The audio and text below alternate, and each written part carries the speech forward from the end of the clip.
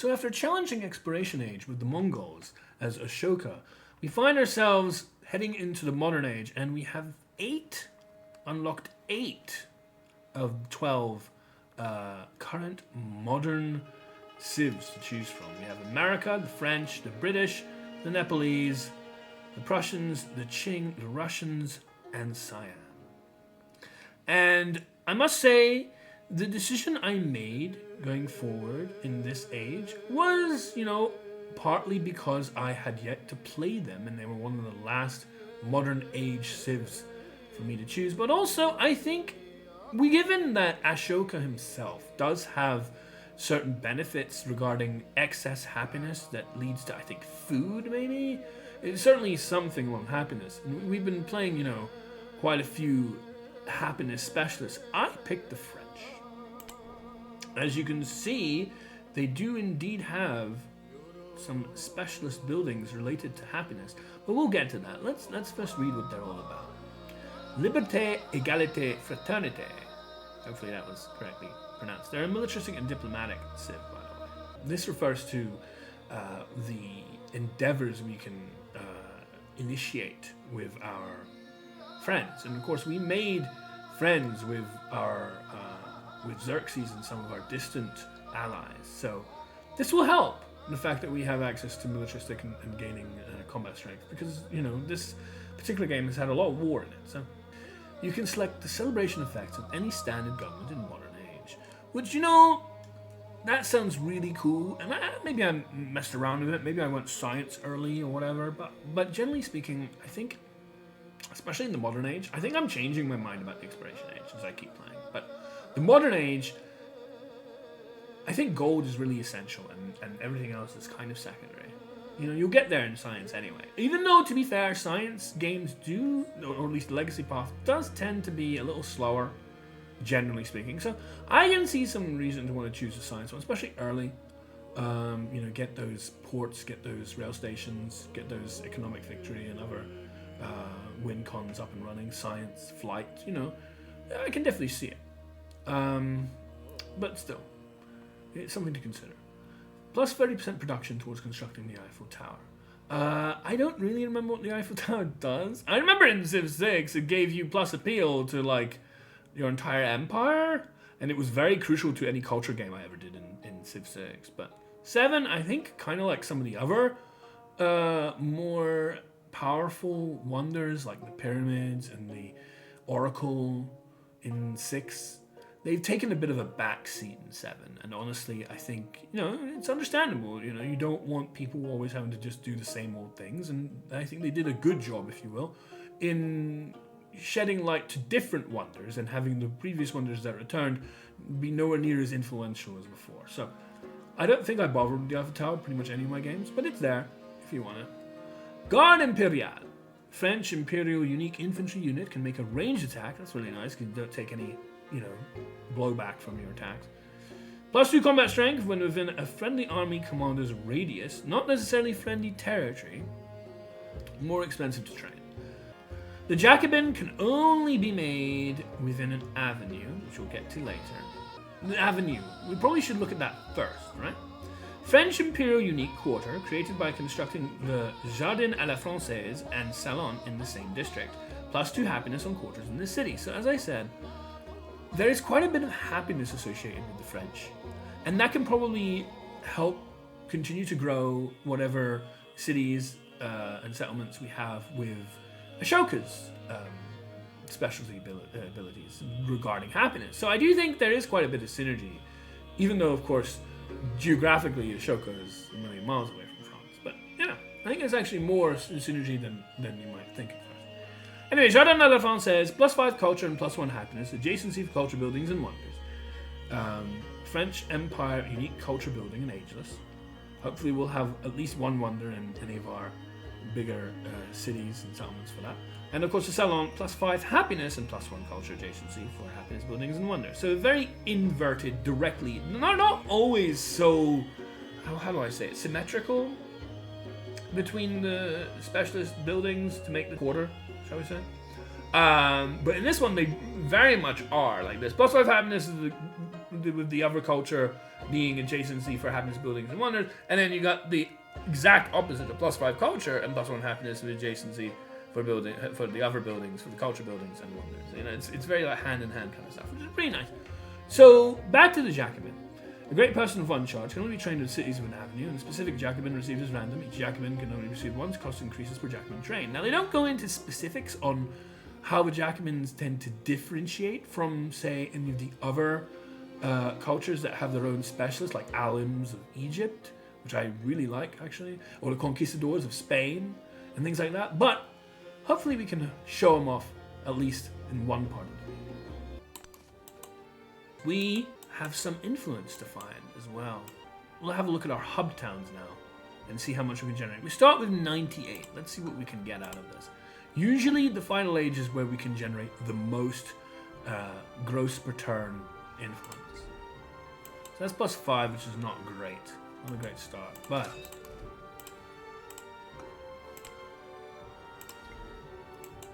+2, which is terrible. I know there's some influence here somewhere. There we go, +14. We have a lot of hub towns to look at. It's a shame they don't tell you how much you're going to get from each. There you go, +30. This must be connected to the whole world. I mean, it's a real shame they don't tell you, and maybe that's something they will improve in the future, because they've already been making quite a few improvements, as we've been showing in this campaign. For what we're likely to get. So let's have a look at this one. Another 27. You see, like, if I knew that this was going to give me 27 and this was going to give me 30, I wouldn't be making the 5 and the 2 that we just made, because they're not worth it. If anything, now that I've done that, I should probably go back and undo this. Now, one can probably, if they're really, you know, studious about it, write down all the towns they were happy with, and or a list of all the towns they weren't happy with, and then the next time round, like, reload the save, have everything back as it was, and then fix it so that it's only the ones that are worth it. And that's not really something I advise anyone to do unless they really want to make the perfect choices. And that is something I hope they fix. That I don't have to be playing this guessing game when it's a one-time choice for the age between any of these. Maybe some of the other ones would be pretty useful for some of the places. But look at that. From 174 to 202. We already have over 200. Like, the places that work, Kudu Aral and so on, really work. Let's have a look at our resources tab. And let's see what they've done to change the modern age. You can see that no longer do fish count as factory resources, which would have been listed down here, which we can't use yet because we don't have any factories yet. But we have a heck of a lot of them. Our individual happiness is all in the positive. Our capitals and our cities in particular are in double digits. It really is quite staggering.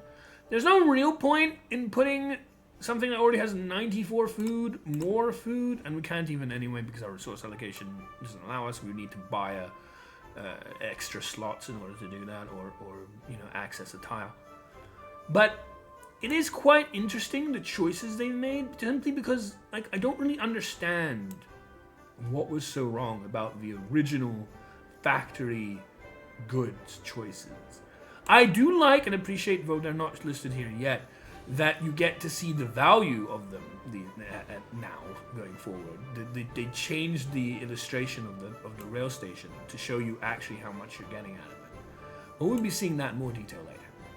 So it's turn 16. We're 3 turns away from studying fascism. We have our alliances set.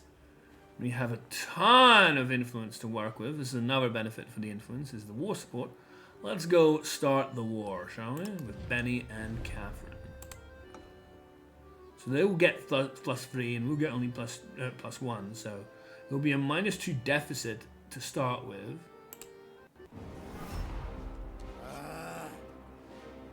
So you would waste all the industry of your people on death.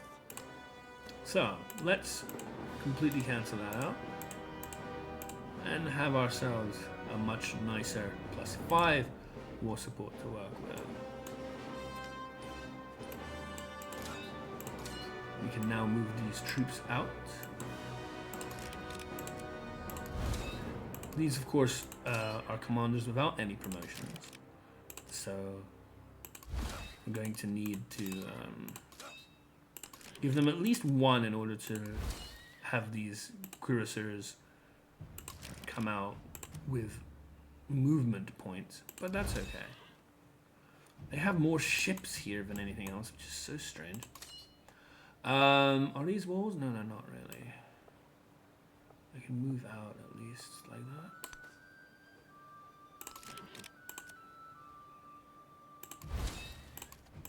You know, so on and so forth. And hopefully we'll be able to take control of Roma, Aquileia, Patavium, Madrid, and see from there.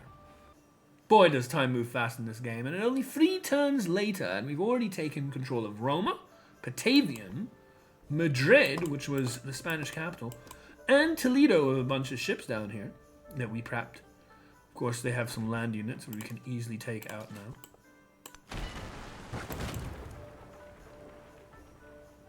Might go chasing them down, who knows. Can even take out this settler because of one. But yeah, we've already made ourselves 8 points on the legacy tree, so we are very much on our way to getting to that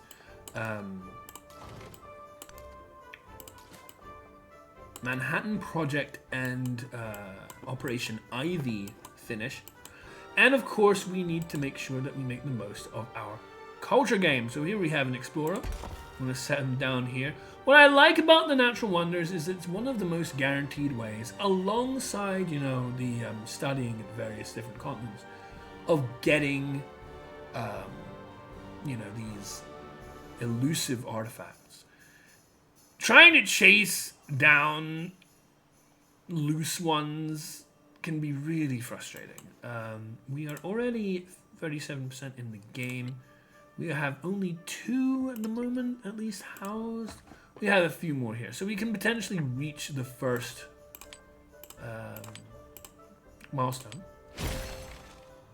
as you can see. But we probably want to sandbag some of the rest of them until we're ready with them. But of course, you know, we have, of course, this explorer is studying and researching the artifact from this place. It's just nice to know that there are options for us to use when necessary, because otherwise you can easily feel blue-balled losing out on random artifacts strewn from the ground. Well, it's turn 35, we're 50% into the game, our yields have skyrocketed, and it's time to say goodbye to Benny. There's our victory unlocked final legacy path milestone for the military as well, on top of it. What use are tools without a project? Our project was to defeat you. What use is a mind without ideas? I shall set these down and move on. And bye-bye, Benny. Alright! Whatever that means. Anyway, looking up from here. Well, we're reaching the latter stages of the game, but before we finish out, let's talk about the Jacobin, shall we? We've been making some in our various places, and of course, you know, you can have this quarter in any city, but these particular special people seem to really care about the palace in specifically. So, activate on a palace to add 1 science to quarters. So we're going to have to take these guys, you know, over to our rail stations. That one's for that. This one, Jacques-Pierre Bissot, says activate on the palace again. So again, we're going to need to find a rail station to go to. And send it over to Paris. And yeah, our final Jacobin's over here.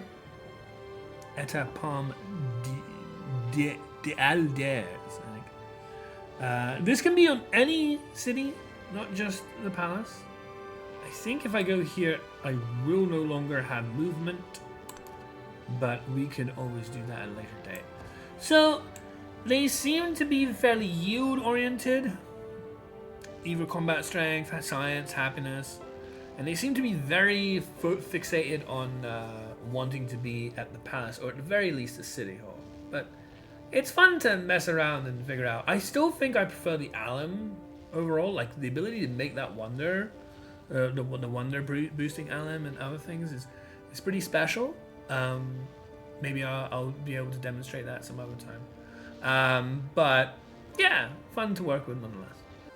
As we leap into the future with both our tech and civics, you can see that we're only one turn away from Operation Ivy, the military victory, and World's Fair.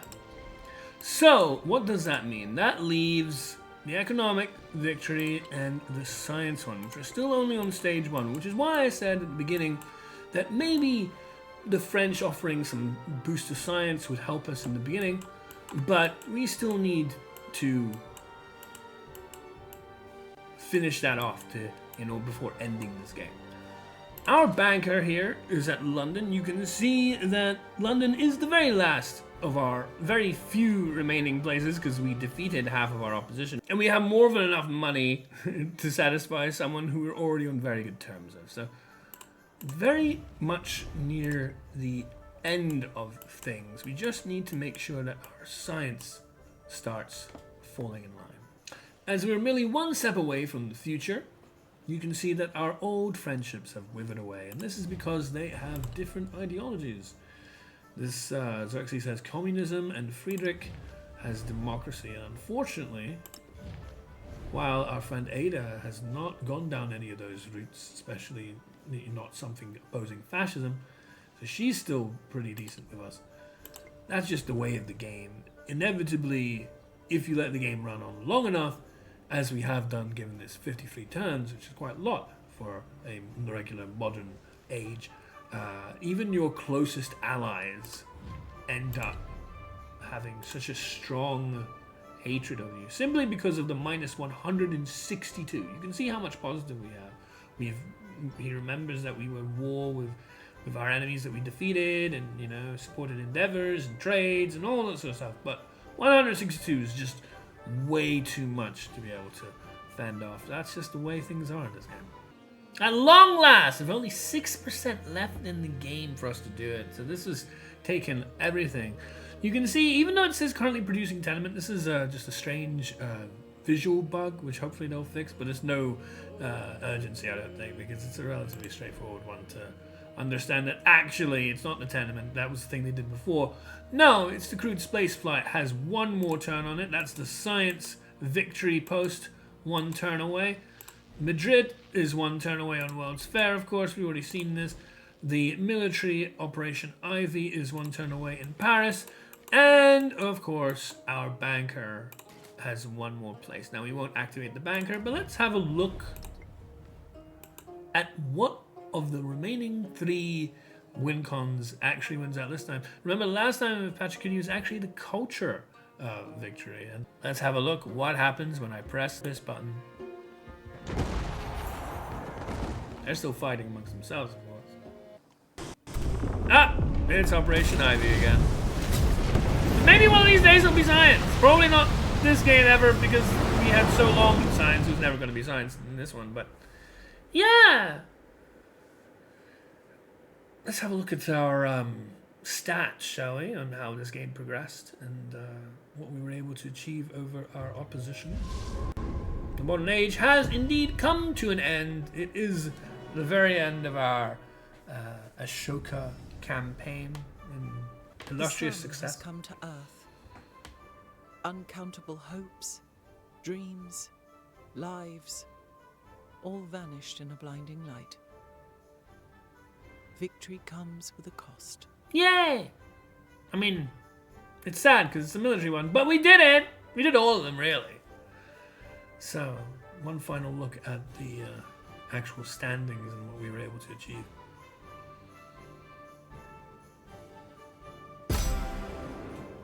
There it is. There's his face and his name. We had triple the amount of Railroad Tycoon points by the end. 2 more points are needed in ideology.